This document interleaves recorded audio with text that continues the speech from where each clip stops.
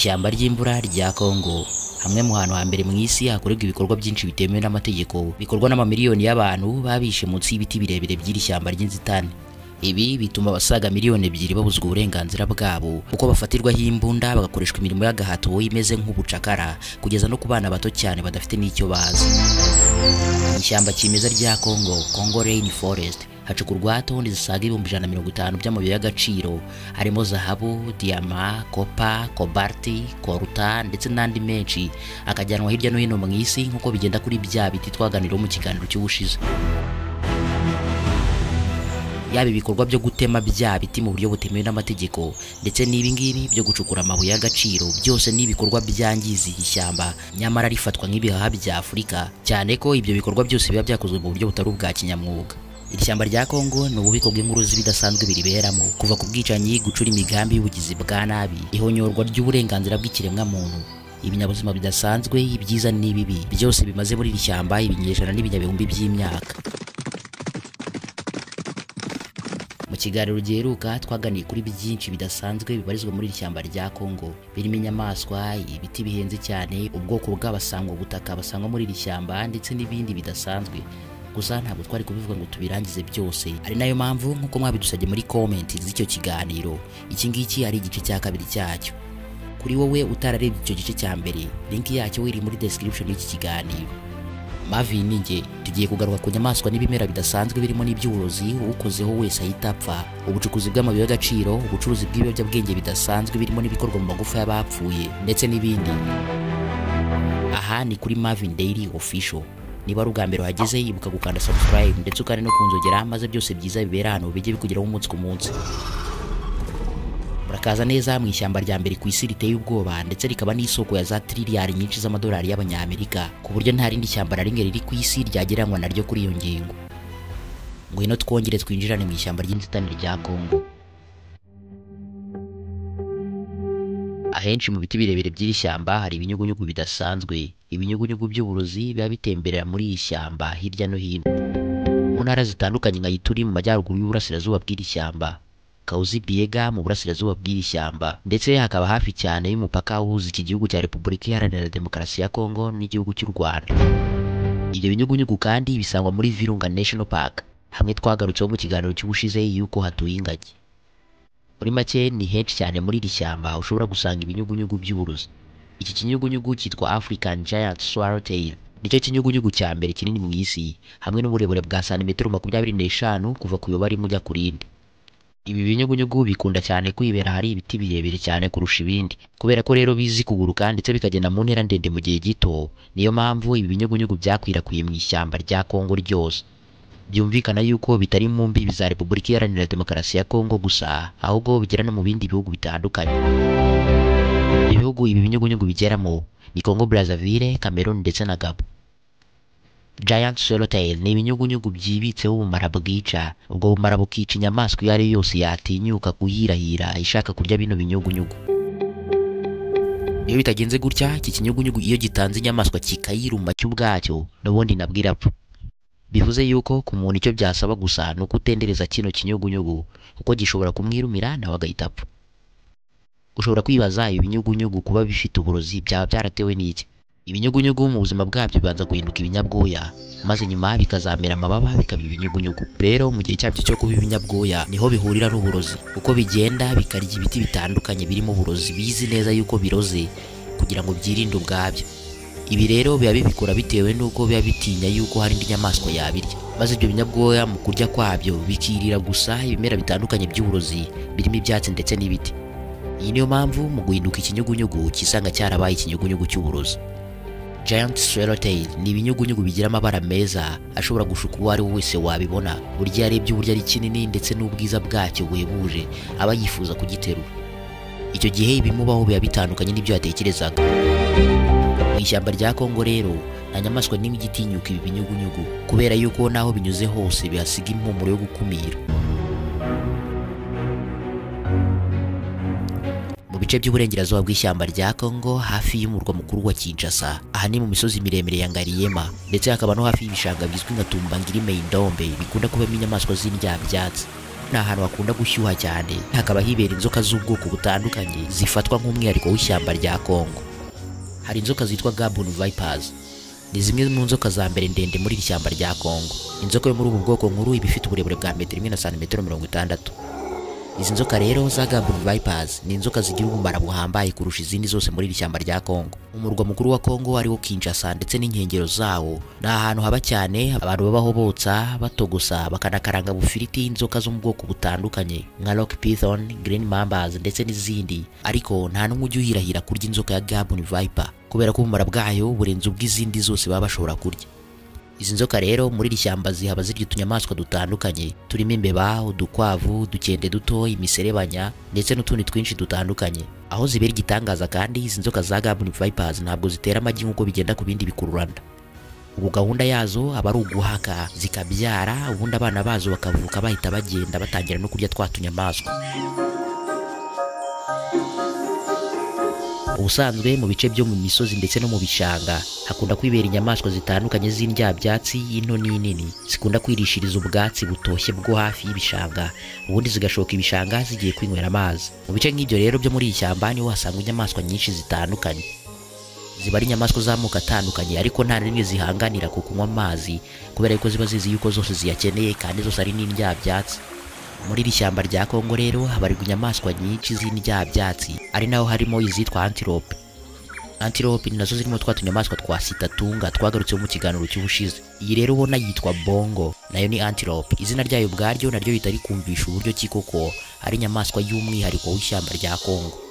Bongo muri za antelope, bongo niyo ya mbere nini mu isi hamwe n'uburemere bw'ibiro 400. Ikaba ari inyamaswa ifite ibara rijya gutukura ndetse ikagira n'amahembe maremare ku buryo mu migaragariye yayo iba imeze nk'inka cyangwa imbogo.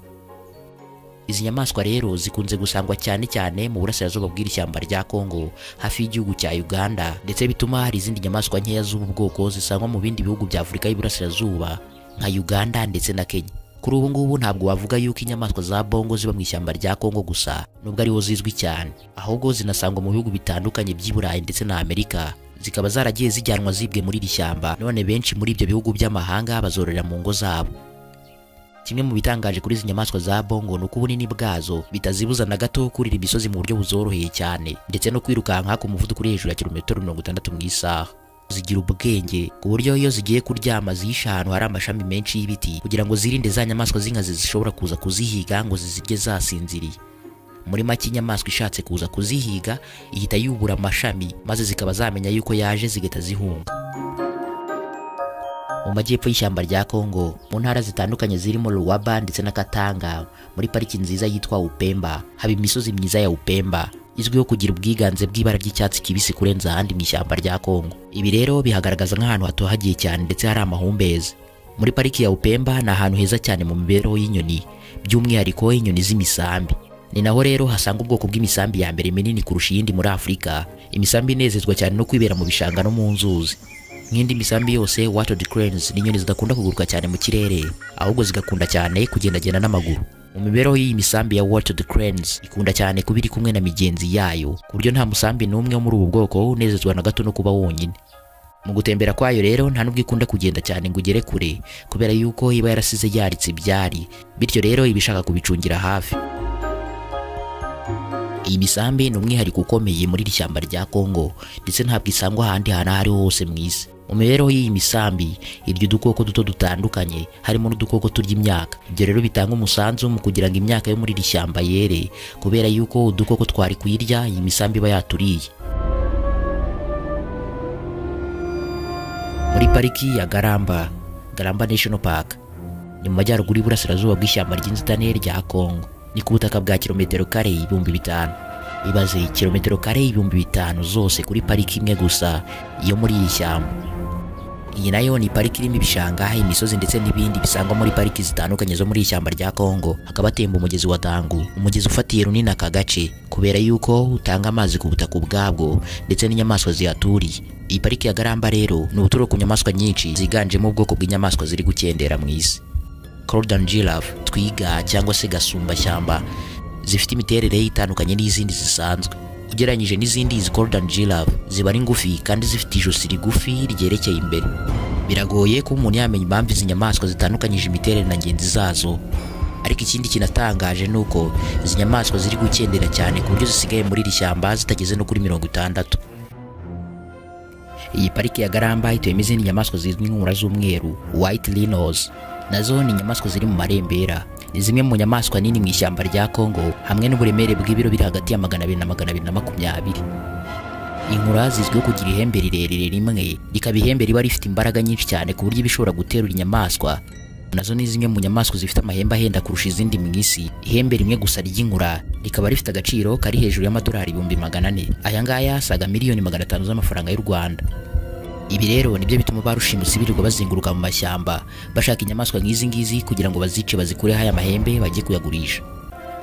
Ese mu nyamaswa zose tumaze kuvuga wakunze iyi? Tanga igitekerezo cyawe muri comment. Mbere yuko dukomeza iki kiganiro turakubitsa gukanda like kuri iyi video niba wakunze ibikubiyemo. Ishyamba rya Congo mu ntara zirimo nka Sankuru, Ituri, Chopo, Mongala, Chuapa ndetse n'izindi, ni ahantu hasangwa ibimera by'uburozi bitakwica umuntu gusa ahubwo n'indi nyamaswa iyo ariyo yose. Ibaze ko ibi bimera biba bishobora kwica ikinyabuzima kibikozeho gusa. Iki giti cyitwa strychnos, ni ubwoko bw'ibiti bwera utubuto duto, bikaba ari ibiti bikuranye uburozi buhambaye. Ubu burozi buba bushobora gutuma inyamaswa cyangwa umuntu ukoze kuri iki giti cyangwa utwo tubuto twacyo, icyo kinyabuzima cyakinnye n'iki giti kiba kigomba guhura n'urupfu rwabanjirijwe no kuba pararize. Ese wari uzi ko ibimera nabyo biba bishobora kwirwanaho byirinda yuko hari inyamaswa iyo ari yo yose iba ishobora kubirya? Hari ibimera by'inkazi biba bifite ubwo bushobozi, ari nayo mpamvu bihangana n'ubuzima byishakamo uburozi bwo gutuma nta nyamaswa n'imwe yabyegera. Gusa nubwo strychnos ari ibiti by'uburozi ndetse bikagira n'utubuto tw'uburozi ku buryo ubikozeho agomba guhita apfa, ubwoko butandukanye bw'abasangwa butaka batuye muri iri shyamba rya Congo bo babazi uburyo babitwaramo neza, maze bakifashisha imbuto z'ibi biti mu gukora imiti itandukanye, kandi ikaba ari imiti ihambaye ivura n'indwara zidasanzwe. Sibyo gusa, uburozi banabwifashisha mu gukora uburozi bwo gutega inyamaswa z'inkazi kugira ngo bazifate mu buryo buboroheye. Strophanthus ni ururabo rwiza, mu by'ukuri rwiza cyane bigaragarira amaso kubera ko rufite amabara meza atandukanye, gusa imiterere yarwo ihabanye cyane nuko rugaragara. Strophanthus ni ururabo rwavumbuwe mu mwaka w'1802, aribwo byamenyekanye yuko ururabo rusangwa mu mashyamba yo muri Afurika. Indabyo z'uburozi ziba zishobora kwimeza ahantu aho ariho hose mu ishyamba ry'inzitane, bityo rero gukumira kubaho kwazo ntabwo biba byoroshye. Izi nazo zifashishwa n'abasangwa butaka bo muri iri shyamba rya Congo, bakazifashisha mu gutega inyamaswa z'inkazi. Gusa iyo barimo barabikora barabyitondera cyane. Izi ndabyo rero zica mu buryo budasanzwe, uzikozeho cyangwa inyamaswa izikozeho umutima uratera cyane, ugatera ku muvuduko wo hejuru ku rwego rutigeze rubaho, maze ugahita uhagarara. Aho izi ndabyo zibera mbi cyane kurusha uko wabitekereza nuko izi ndabyo zikunda kwerera ahantu hihishe, kuko nyine nkuko nabikubwiye hari ibimera byirwanaho, nazo zibikora nko kwirwanaho. Ubwo rero aho hantu hihishe izi ndabyo zerera hatuma uri kunyuraho wese atabasha kuzibona mu buryo bworoshye, ari nayo mpamvu ziba zishobora kwica ikinyabuzima kitari cyamenya yuko zihari. Strophanthus ni indabyo zera mu mashyamba yo muri Afurika, by'umwihariko ishyamba rya Congo. Gusa zishobora no kwera ku mugabane wa Aziya, cyane cyane mu gihugu cy'Ubushinwa. Ibi binatuma izi ndabyo nubwo ari iz'uburozi, Abashinwa bazifashisha mu gukora imiti itandukanye idasanzwe, ku buryo bavuga yuko iyo miti ivura diabete, indwara zitandukanye z'umutima, umuvuduko w'amaraso ndetse n'izindi ndwara nyinshi zitandura, ariko ntabwo byari byemezwa ku rwego mpuzamahanga. Poison arrow tree ni igiti kibi cyane, nacyo kiba gishobora gutwika uruhu rw'ikinyabuzima kibikozeho ku buryo habaho urupfu cyumva kirimo kirashya, ubundi nyuma yaho gato umutima wacyo ugahagarara. Hakaba n'ibindi biti byitwa euphorbia trees, nabyo byica bitwitse uruhu rw'ikinyabuzima kibikozeho, kandi si ugutwika uruhu gusa, kubera yuko ibi biti bishobora no gutera ubuhumyi. Bivuze ngo ikinyabuzima cyarokoka iki giti nubwo ari ibintu bitoroshye, kiba gishobora gusigarana ikibazo cy'ubuhumyi. Za trillion nyinshi z'amadolari ya Leta Zunze Ubumwe za Amerika ajya mu mifuka y'abantu ku giti cyabo kubera kungukira mu bucukuzi bw'amabuye y'agaciro bubera muri Repubulika Iharanira Demokarasi ya Congo, ariko cyane cyane no muri iri shyamba ry'inzitane rya Congo nyirizina.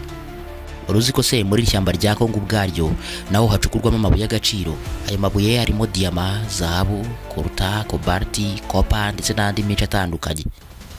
Aya mabuye y'agaciro rero akunda gusangwa mu bice bitandukanye by'iri shyamba, harimo ahitwa Katanga, Maniema, Chopo, Luwaba, Hauti ndetse n'ahandi henshi.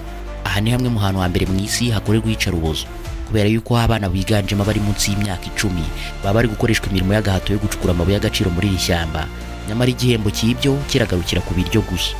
Ibaze ko baba bakora amanywa nijoro bakoreshwa ubucukuzi bw'amabuye y'agaciro muri iri shyamba rya Kongo kugira ngo amafaranga aravamo yigire mu mifuko y'abantu batandukanye, barimo bamwe mu bajenerali b'igisirikare cya Kongo, bamwe mu bayobozi ba guverinoma ya Kongo ndetse na bamwe mu baherwe bo muri iki gihugu cya Kongo Kinshasa. Ibi rero babikora bifashishije imitwe yitwara gisirikare ifatiraho abantu imbunda kugira ngo bakore ubwo buretwa.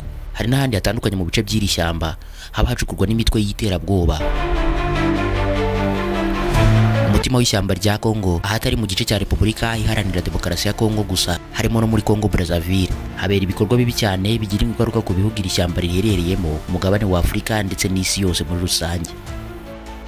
Aha ni mu ndiri y'abahinzi b'ibiyobyabwenge ndetse n'ababitunganya.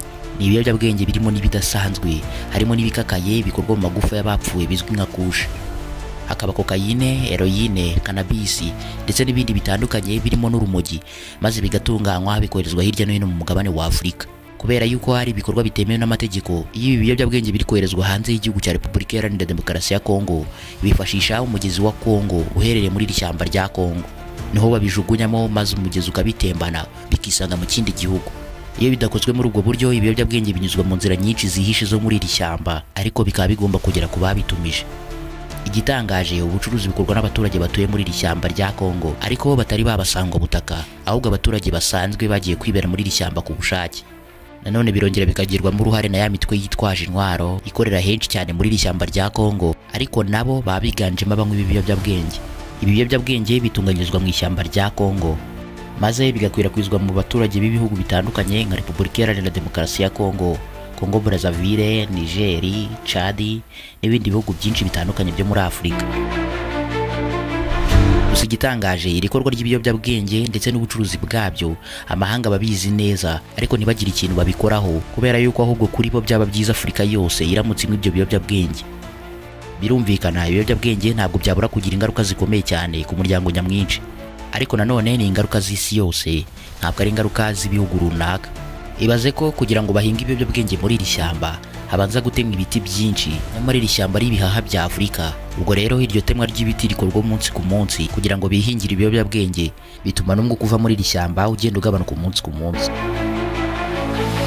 Ibiyobyabwenge nabyo rero birongera bikagira ingaruka zihambaye zishobora kuzamo n'ubwicanyi butari bwitezwe, bikagendana no kwiyongera kw'iterabwoba, kwiyongera k'ubucuruzi bw'abantu ndetse n'ibindi. Muri rusange, ishyamba rya Kongo ni urusobe rw'ibyiza n'ibibi, kuko rituwe n'ibinyabuzima bitandukanye, birimo ibinyabuzima by'igikundiro, ariko nanone hakaba ibindi binyabuzima utabasha kwisukira, ndetse hakaba no mu ndiri y'ibikorwa by'umwijima. Ese wowe ku giti cyawe wumva hakorwa iki kugira ngo iri shyamba ribe urusobe rw'ibyiza gusa? Urumva ushaka ko mu biganiro byacu bitaha twazagaruka kuki? Njyewe nitwa Marvin, ndabakunda. Niba iyi video wayikunze, ibuka kuyisangiza abandi kugira ngo nabibashe kubageraho. Komeza kubana natwe mu bindi byiza bitandukanye tuba twaguteguriye, ukanda kuri iyo video iri muri screen yawe.